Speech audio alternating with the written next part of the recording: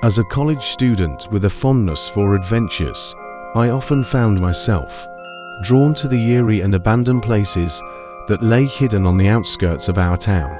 It was a peculiar fascination of mine to explore these forgotten realms, to unveil their stories, and to feel the echoes of the past reverberate through my bones. It was on a crisp autumn afternoon. My friend had called in sick, so it was just me. And so, I walked around, and soon my restless curiosity led me to an abandoned laboratory that had long been shrouded by the abundance of trees. It was hidden in a forest, away from society, as if it was a secret lab for a secret experiment. As I walked towards this worn-out building, I got to see the whole thing. The laboratory stood like a forgotten sentinel, its once grand facade marred by years of neglect and decay. Ivy and creeping vines entwined the exterior, as if nature itself were trying to reclaim the forsaken building. Its broken windows, like vacant eyes, stared out at the world with a sense of forlorn emptiness. With a worn backpack slung over my shoulder, containing a flashlight, camera, and a sense of trepidation, I approached the building. The front door, barely attached to its hinges, moaned and groaned as I pushed it open, as though protesting the intrusion. It gave way, revealing the dimly lit, desolate interior thanks to the sun shining through the cracks of the walls. The air inside was thick with the scent of abandonment and dampness. A musty, oppressive feeling weighed down upon me as I stepped over shattered glassware and scattered research notes. The remnants of scientific endeavors, now reduced to chaos, bore witness to the hurried departure of those who had once toiled here.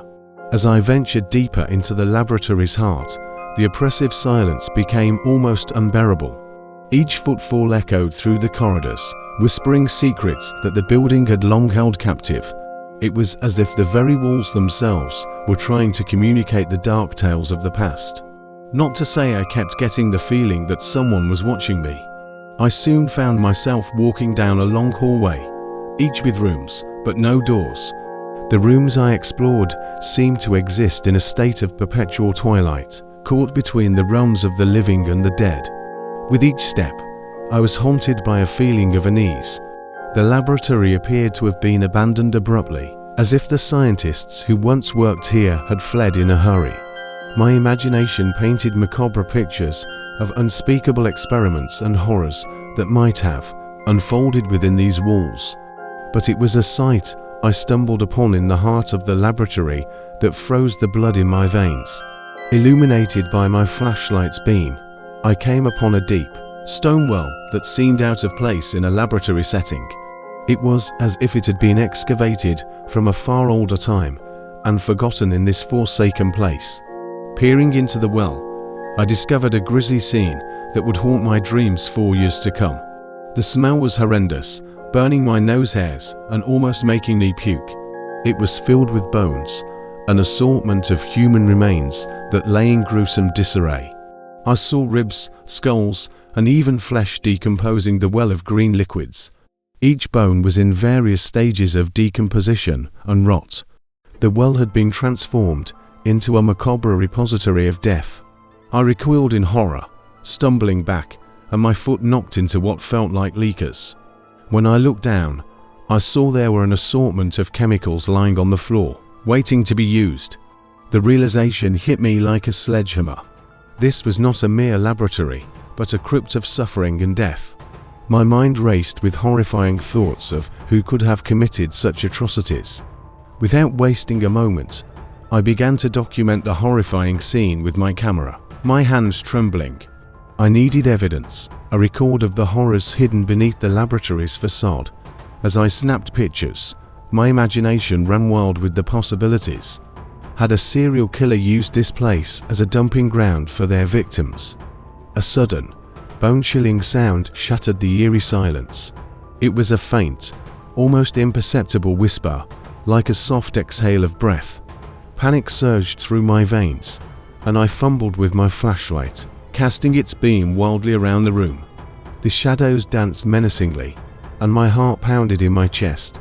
There it was again, a ghostly whisper, this time accompanied by a subtle rustling sound.